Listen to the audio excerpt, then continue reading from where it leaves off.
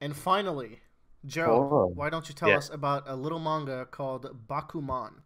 Tiny Not manga. not to be Only confused with Bakugan.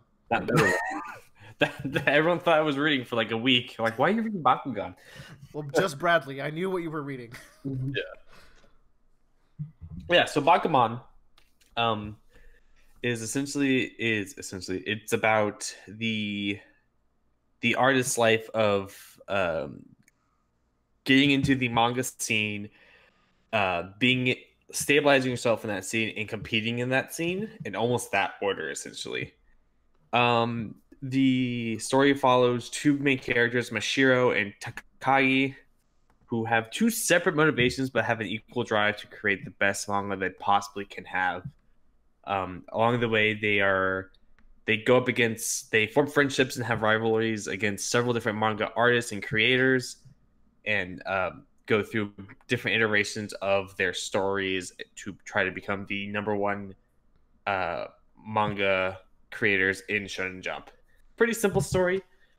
It's this was in Shonen Jump. It's written by the people who did Death Note. Yep. So if you like Death Note, I would give this a try. It's a group of two. It is It's a group of two. artist and an author. Yes, which is how Death Note was written, as a group of two of a writer and an author. Right. I meant that. Yeah, Yes. Yeah. that's how it is in the story as well. Yeah. And The story does a cool thing where, like, at the end of every chapter, it shows you like the basic storyboards of that chapter, and it says ooh, like, here's what the storyboards are, here are what the cleaned up storyboards are after going with the editor, and here's like the reminder of what that final page looked like. They're unfortunately like all in Japanese, so I can't read what the notes are, which would have been really interesting for me. But at least you get to See, see the layouts and stuff. but yeah, what the thought processes are, and kind of really like, when you make a story at first, it can be rough. It doesn't need to be like a final draft. yeah. Essentially, you have to have everything thought out. So Yeah, I just want to make it clear, of the three of us, I'm the one who hasn't read it, though it's on the radar. Like it's going to happen at some point. And I want to make it clear that I read it so long ago that I only have vague emotions. So it's gonna be a mostly Joe, and I'm gonna pitch in where I can remember. But and man, I read it last month. hey, I and think. like I think the premise is pretty immediately interesting, especially to anybody who is interested in making anything creative, not even like Yeah, manga or comics. Like if you're into making anything creative, I think this sounds like an interesting concept. The premise is great, but yeah. one thing that really stuck out with me in the series is that the motivation gets in the way a lot of the time. And Joe, Does. maybe you'll have an opinion on that. It does, and I'm going to talk about that. So, like, Okay. first or second chapter right off the bat, Mashiro, who is the artist part of this duo, you're immediately told his motivation is that he wants to create the greatest manga. More importantly, he also wants to create an anime, so his lifelong crush, who wants to be a voice actress, can voice the female lead of this anime. And when Don't that we? happens, they'll get together and get married. And this is something they both agree with. They already like each other. Like they've always liked each other, and they're like, Yeah.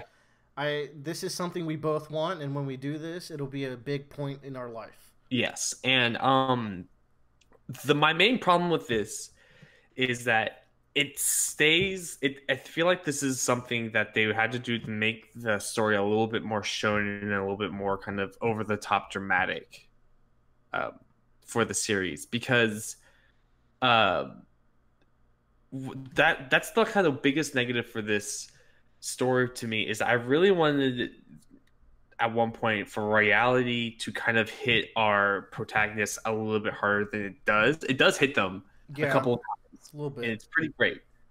It's just on this aspect, I really wanted the relationship to have some sort of like they have to become mature and they kind of realize that they want to strive for their dreams, but that doesn't mean they have to compromise not having a relationship with each other throughout the whole process of it. Because you have the foil of this, where Takagi, like right as he starts making this manga or starts this process with his buddy Mashiro, like basically has a girlfriend the entire time. And she's great. She's Like great. she's a great character. She has some great like comedic relief. Is a great kind of like down to earth, like connected to reality and all things. She had great support for the cast at Yeah. certain points. I remember. She starts off like kind of annoying at first, and then as she like becomes more like invested in what they're doing, you really, at least for me, I really got to liking her and having her around. And she's essentially becomes like the third member of this team. She helps Because with some of the inking and stuff at times, right? yeah, she helps out with like the black inking, and she does deliveries or food runs, and she's the big moral support for Takagi when he goes through like these big like moments of like roadblock and writer's block and everything. She's also significantly more interesting than the main girl. Yes, who we don't see a lot, and that's another thing about this is that it's not that they won't get married until they're get their dreams together. It's that they will not actually pretty much date until their dreams come together, and that line gets a little bit blurred, but it's just a little bit kind of eye rolly times that you're just like, okay, I guess this is a thing. That's like my one negative in this is that there's this love plot line that goes all the way through, all the way to its climax, and you're just like, it doesn't necessarily ruin the story too much. It's just like a weight that's kind of there that you have to remember to drag along the entire time. But otherwise, a big point of this that I really liked about a big part of the story that I really liked was the dynamic between our two protagonists and all of the other up and coming manga artists and mangakas. They're rivals. They're rivals. And you have like, and it's great because each of them basically represents the type of story you would find in like Shonen Jump. So like you have you have, for example, Fukada, who is like your edgy, I'm gonna change Jump, I'm gonna do something completely different, I'm gonna I'm gonna make like hardcore action packed a manga series that's more akin to like Initial D or like just things that are more violent and a little bit more mature than the rest of the stuff in Jump. And then there's Aoki, who does more of the romance kind of stuff and the fantasy fairy tale. Hiramaru, that does like the gag manga. And so you have all these people like specialize in their different parts of Jump.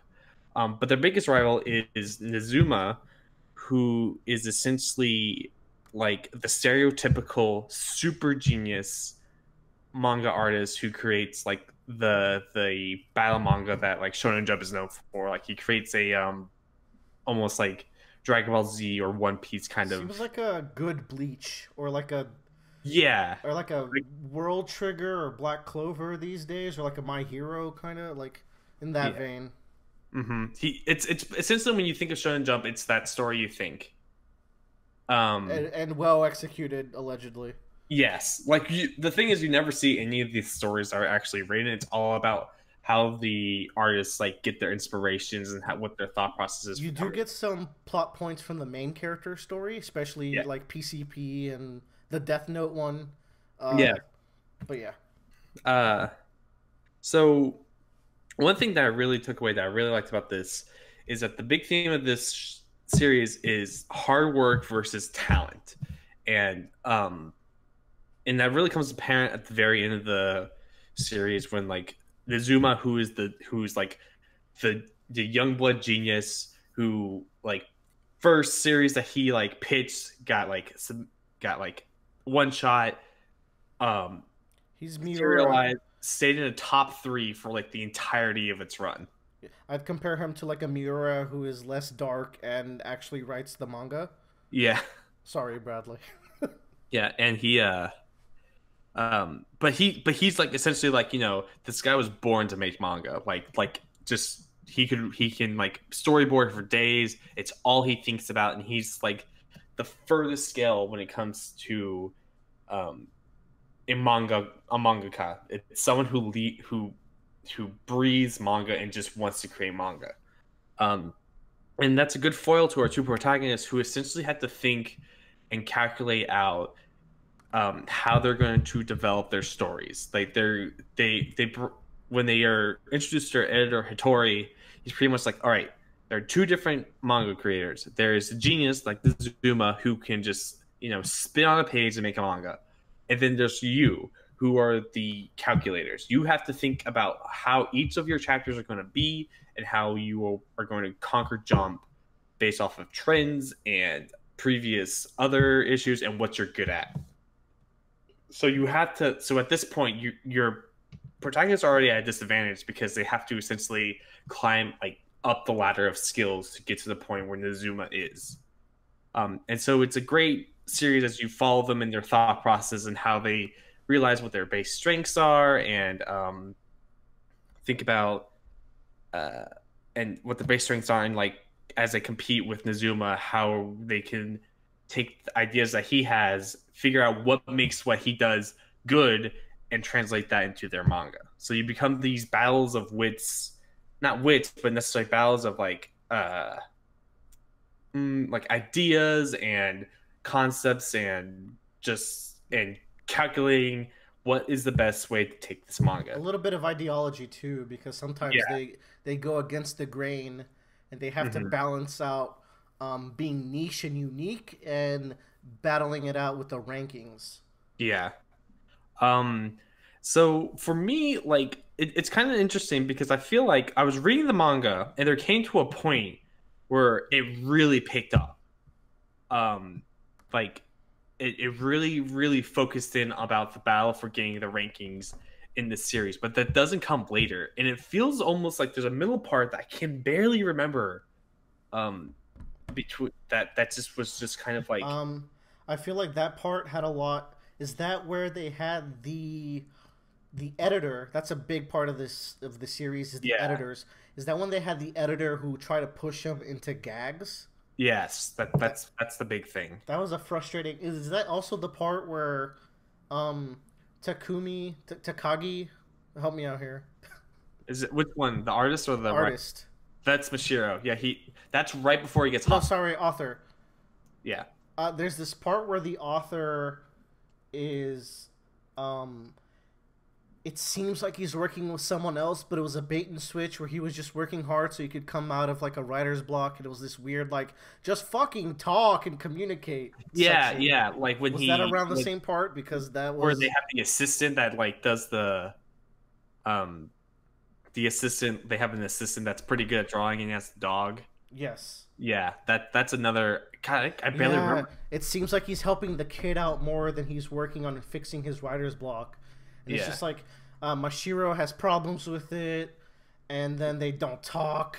And he doesn't. And that character doesn't go anywhere later. Like it's just he's basically just Wally from Pokemon Ruby, Sapphire, and Emerald, except Wally has the badass final battle. Yeah, Wally has paid off. I remember those being low points, and I think one of those falls in that middle section you're talking about. Mm-hmm. And just like because.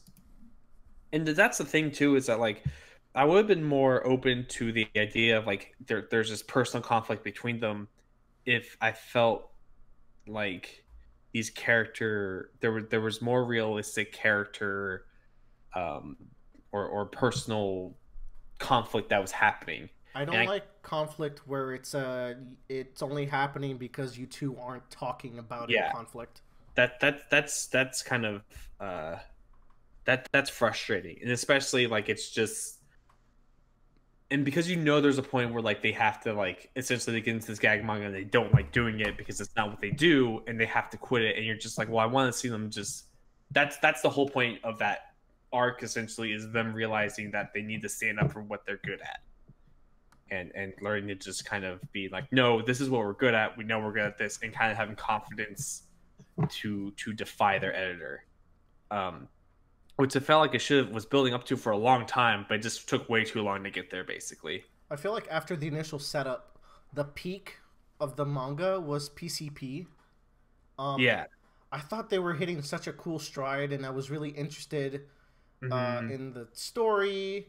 And... No, I agree with you, Willard. That's like because what essentially happens is like we get these things like we get created these scenarios like, oh, now we're doing a romance cup, so everyone had to write a romance like one shot, and like we got to see how everyone like place there, and there's one of the best arcs is Nizuma decides that he's going to end his like #1 selling series. Like he's just like, I know how to end it. I'm going to end it. And the only condition they've given me is that I have to get #1 for 10 weeks in a row, essentially. Right. Yeah. How did that turn out again? And so essentially, like, and so the whole time they're going through every single issue, and each of the rivals are like, we don't want you to end your manga because it's really good, and it just kind of seems terrible. And essentially to them, it's like he wins because he's able to finish the story, and no one can claim they've beaten. He can leave the weekly hell on top. Yeah, he can claim he won. No one was able to top his story that he made. And so essentially, it goes through each of the different rivals, and they get really close, and they're not able to topple him off the spot, and he's able to finish his manga.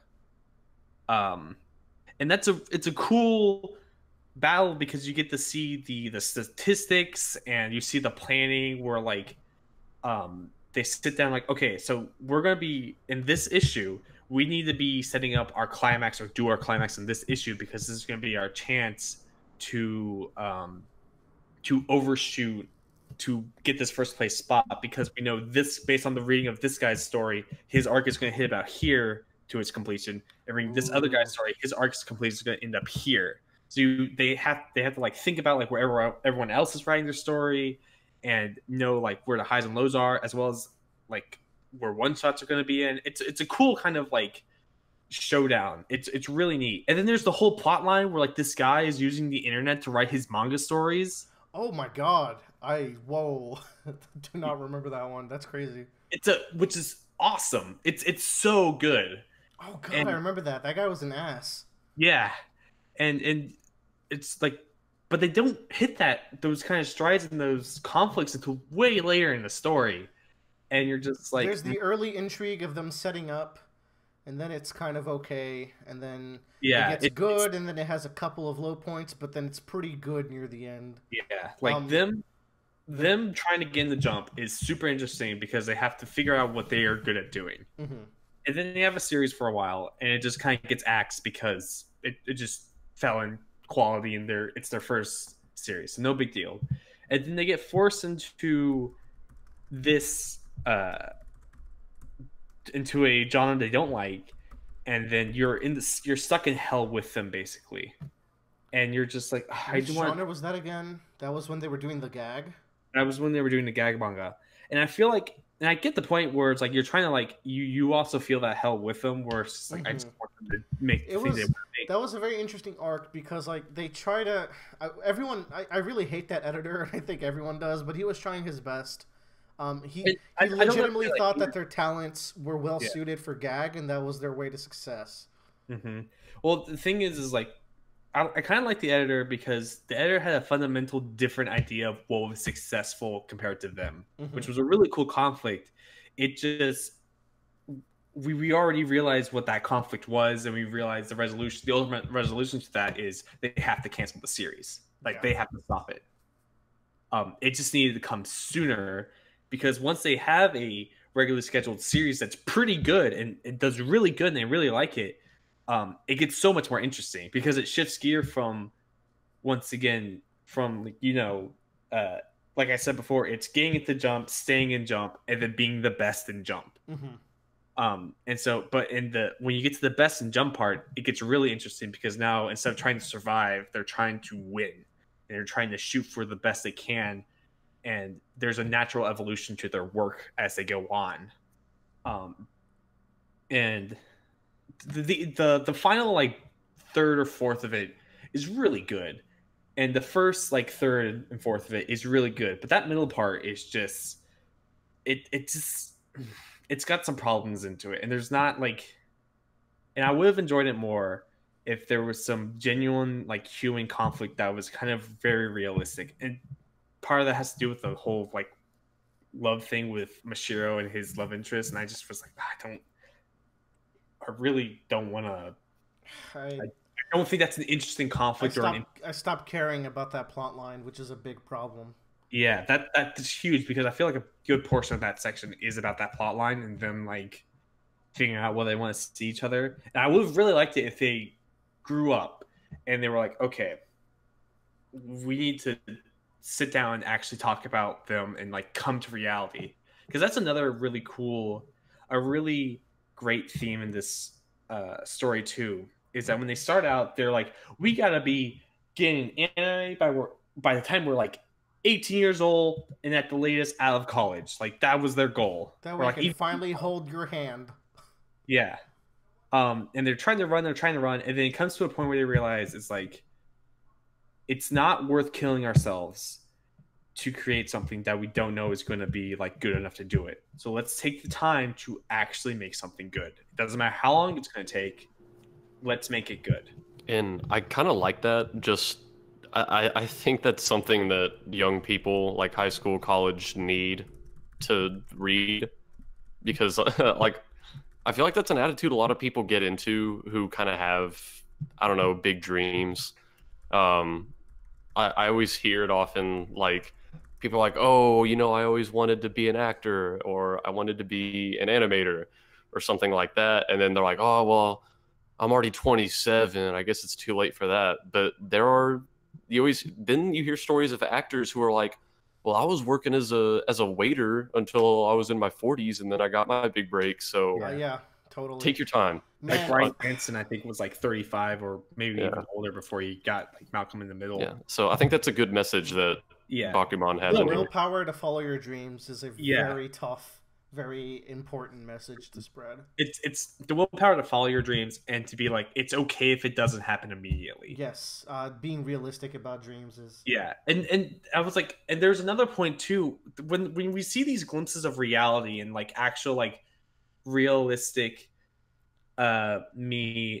realistic kind of lessons you learn from just life. It makes it so much better. Like there's a point where Mashiro goes to like a high school reunion and he's sitting down and he's talking to everybody, and he realizes that like he basically has had no life the entire time him doing this because he's just been focusing on making his manga. That was such a good story beat. I remember that. Yeah, and he thinks about it's like, you know, like it's a good moment of just like when I finally am able to have like a regular life, like because I get the anime and whatever, and it's like I think I really do want that. Like I'm striving to get that. Like I want to make my manga. I that's my dream, but I understand what I'm missing, and I do want it at one point in my life.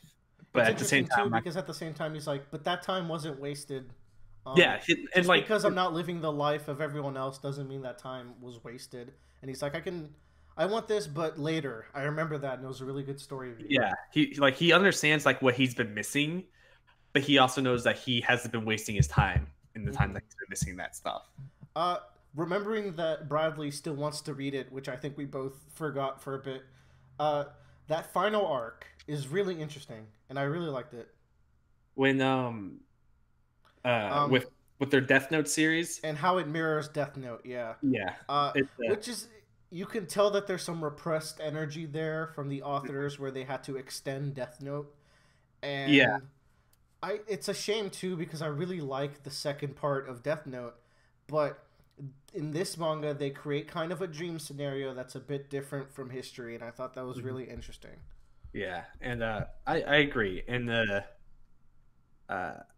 not to get to definitely political talks, but I can understand like the feeling that the ultimate goal is to create the story that is yours and complete and is like your creative vision.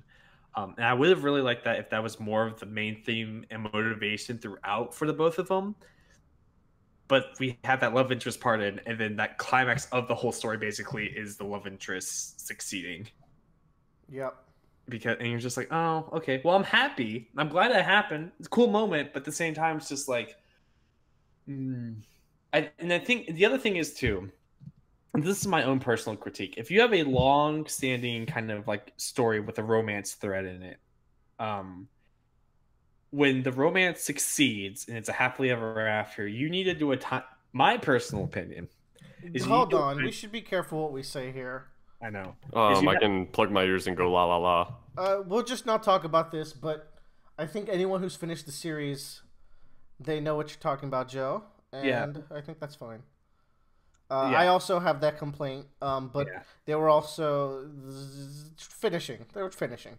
You're right, but it just needs to be one chapter. That's all. I just want one time skip chapter. Yeah, But that's my own personal opinion. But I do. There's some other things I want to talk about.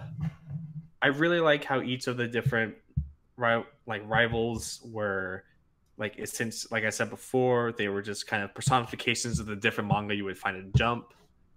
Um, One of the artists that stood out in particular to me was Nakai, who is like a perpetual assistant who can never get his own series. oh man, that guy's plotline fucking goes.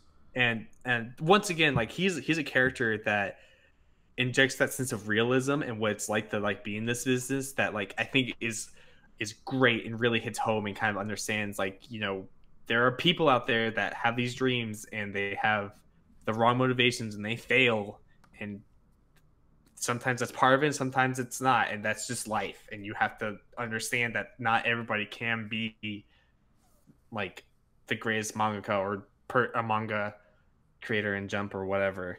Especially if you're not an attractive anime boy or girl. Yeah. Well, and part of that too for him for his arc is just like his motivations. Um they weren't exactly quote unquote pure for a manga artist. That's true. I vaguely remember some weird shit. What else happened? I'm trying to think of some other characters. I wrote down most of the characters. Um the one character that went nowhere and it kind of made me sad was there was a character introduced at the very beginning who was like a guitarist who wanted to make an artistic manga and couldn't. Do you remember that? I don't remember him at all. That He goes was to in show it for you. like two chapters. Um, he tries to win the survey results essentially by um making it like making his fans vote in the surveys essentially. And he loses. Pretty sure you're making a character up, Joe. Yeah, I am making the character up. You're Okay. right. Good trick. But yeah, Bakuman was a good ride. I just really wish that middle portion was a little bit more engaging and more interesting because when you get to these battling for the top spot or the scoring system, it becomes really interesting and it's really fun and exciting to see them succeed and or fail and have them like there's so many like different like small little plot lines near the end. They're like, oh man, that's so great and that's so realistic as to um what could happen in real life. It's just the ultimately this just needs a little bit more realistic events and scenarios to happen along the way, and it would have been really really good.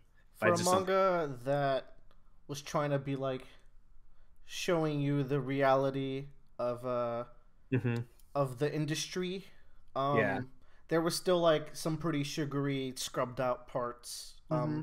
I mean, maybe they weren't trying to be that serious with it. Maybe I Yeah. read it into it wrong, but No, and I think that's fine. It's to like sugarcoat some parts and yeah, make it's a not bit bad. more happier. It's just that having those a few more additional glimpses into not necessarily the horrors, but like the hardships of being in this business would have been appreciated more. I felt for me. Hmm. But I give Bakuman like a 4 out of 5. I think. Pretty good. Um, Maybe like a 3 out of 5, 3.5 out of 5. It's like I don't know. Like there are parts that I really enjoyed and thought were really interesting, but like that middle part was just it. It just kind of boggled my mind because I didn't realize what I'd been missing until the very end. And I looked back and I was just like, What the why fuck wasn't that the happened? whole series? Yep, it's one of those. I think that's a fair score, and I feel like that's how I felt about it in the past. Kind Yeah. of want to go back and I don't. Should I? No, I have a lot of things to do. The thing is that the series was about 40 chapters or like 30 chapters too long for me. And it was only 170, so Yeah, like it needed to be like once again I'm oh geez. Technical difficulties there, but Joe was talking about how he wished the manga was a little shorter. yeah, it just needed to be a little bit shorter. I wish the romance had like a more like I would have enjoyed the romance more if there was a real a douse of realistic like kind of reality coming to hit them like this is this is reality. This is something what you're doing is silly kind of deal. Agreed. So confrontation on that aspect. Yeah. But yeah, other than that, I enjoyed it. It probably will be a while till I would read it again. I think Bradley should read it because I think it gives a really good idea of creation and that process and just the struggles of it in a fantastical form, I would say. I think he would enjoy it in some ways. But yeah. All right. Let's roll into the outros. Quick little section I was thinking of. Just any little things that you've been doing or plan on doing that you would want to bring up. Like, I'm trying to finish Final Fantasy VII, so maybe look forward to that. Yep. You guys got anything? Joe was like, Bradley, I think he'd be interested, and I started trying to talk, and then I was like, oh shit, I'm muted. Whoops. Bradley, what are your thoughts about Bakuman? It seems really interesting to me, and like it's doubly interesting just because it comes from like a place of authenticity. Like these are things people actually go through and are partially inspired by like real events. Mm-hmm. Yeah, like when there are moments in that series where you can be like, they've interacted with someone like this, or they've been a part of this scenario before. Yeah. Like it kind of reminds me of like Tropic Thunder, where Ben Stiller is like parodying at least in the beginning of the movie, a lot of the process of filmmaking. Mm-hmm. Tropic Thunder is great, but that'll be another discussion. Tropic Thunder is the entire next podcast. Whoa. Whoa, these are some big accusations. Y'all got any other outro things to bring up? Me and Joe have been playing Final Fantasy 14 for the first time. Yeah. Maybe that'll come up later. That might be at end of the month when our trials expire. Or whatever. Oh, can we get free trials? Or no, we gotta buy the thing, right? Okay. I purchased it. I have a 30-day. Oh, you did trial. It? Well, shit, I gotta do it too now. Tomorrow. Well, tomorrow. Wednesday. Playing Final Fantasy 14. I'm also reading Romance of the Three Kingdoms. I think Romance is going to take me longer than I usually do for a book. Because of the way it's written. That'll definitely come up in the podcast later, I feel. Yeah. But like, just as a quick like side note, that book is written to where every word counts. Wow. Bold. Yeah. Like literally, like if you skip a sentence, the rest of like the paragraph or like the rest of the basically chapter makes no sense. Okay. We can't get into things in this outro segment. It's just a quick this is what I'm doing. Okay. Working on that, playing Final Fantasy 14. I want to see Rocket Man. Bradley, what you got? Rocket Man. I want to see it too. Well, my life is pretty much consumed by... Right, bad question. All right. usually just One Piece and rereading Worm over and over. And Puyo Puyo Tetris and Space Station 13. Bradley is a two-mind-focused man. I'm two things. We should talk about Puyo next time. But Bradley, send us off. I don't know, Joe. Do you want to do yours? Is it too crude? It might be too risque. Might be too risque. Fuck it. Okay. Are you ready for this, Willer? I guess Bradley's already answered it, but trigger warning. I don't know. Yeah, watch out. Not safe for work. You better mute your mic here. Don't listen to us at work. We say swears. Yeah. Okay. So, Willer, you're at home. Oh God. Okay. Man knocks on your door, and hands you a box. And in this box is a brand new, never used before fleshlight. No. No. I'm not finish, Willer. Yeah, Willard, you gotta let me finish. I'm not using it. he says like you can use it. It's brand new. Throw it away. Just throw it like literally just put it in your trash can, and no one will ever know that you've ever used it before. Like, period. There'll be no evidence, no trace of it. Just it's gone from reality. Do you use the flashlight? Okay.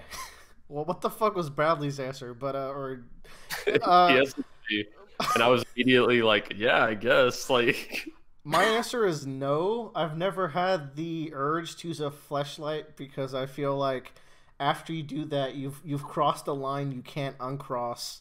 You've your own mental line. A basement dweller who uses fleshlights. It's a scary line across. You don't know if you can go back. You don't know if your soul is still clean afterwards. Yeah, Joe asked it to me, and I was like, I guess. And he's like, okay. And I was like, did you expect a complex answer? I was like, sure, why not? Well, leave your comments down below if you would partake. For the ladies, you can flip the question to your liking. There you go. Right, No, let's. I don't want. Cut this all out. This is No, it's in. It's Bye, everyone. Have a great. Fare thee well.